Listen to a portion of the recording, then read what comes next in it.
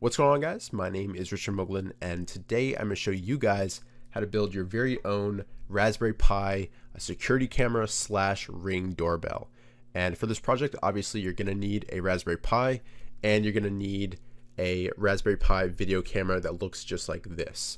And honestly, the hardest part of this project is probably connecting this Raspberry Pi camera to the port right here. This is very finicky, so be very careful with that. And other than that, you're just going to need some software that I'll go through after the demonstration. And this basically whole setup will be able to alert you when somebody approaches your house, take pictures, send them to your email, notify you via text using Twilio, and then finally upload a basically video stream to your Dropbox. And before we get into the demonstration, I do want to give a brief overview of kind of this whole process. So first things first, we're going to start with the Raspberry Pi just taking pictures over and over that are going to look just like this.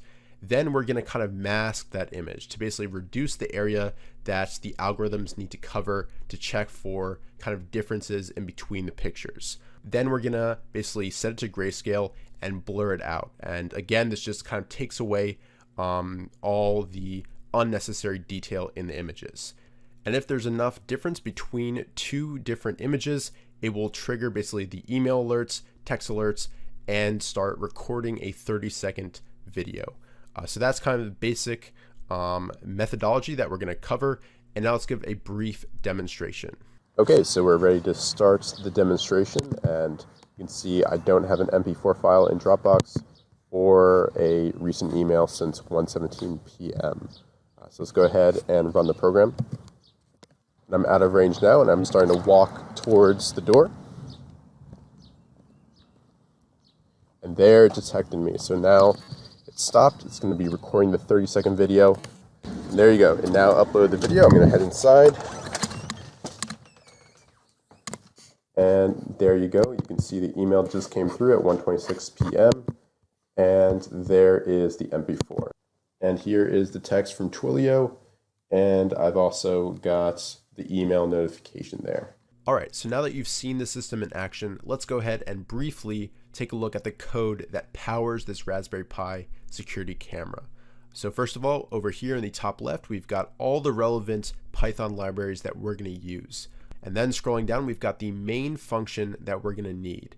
And this mask image function basically post-processes any image we send it to mask out the relevant area, resize it, convert it to grayscale, and then blur it out to basically get rid of all that unneeded information. And that function is called in this main while loop. And we have a counter to basically keep track of how many times this loop has run. And in this command right here, we basically cause the Raspberry Pi camera to take a still image. And right here is where we're going to save those captured images. And we save it in pairs so we can compare one image to another. And then once we've passed those two images through the mask image function, we've got two post-processed images to compare to basically tell if there's enough of a difference to cause the alarms to trigger. And that comparison is done in these nested for loops right here that basically goes through each pixel in both images and compares them against each other. And if that detector total is greater than this 4,000 threshold, which I found to be best, we basically notify the user that somebody is approaching the door. And first of all, we cause a video to be recorded, a 30-second long video, and then we save the relevant images that the user would like to see, and we upload that MP4 video to Dropbox using Dropbox Uploader. And next up, we've got the email to the user that will basically send those images to them so they can see whether or not it's the mailman or potentially an intruder. And then down here is where we send that Twilio text message to just send another way of basically notifying the user.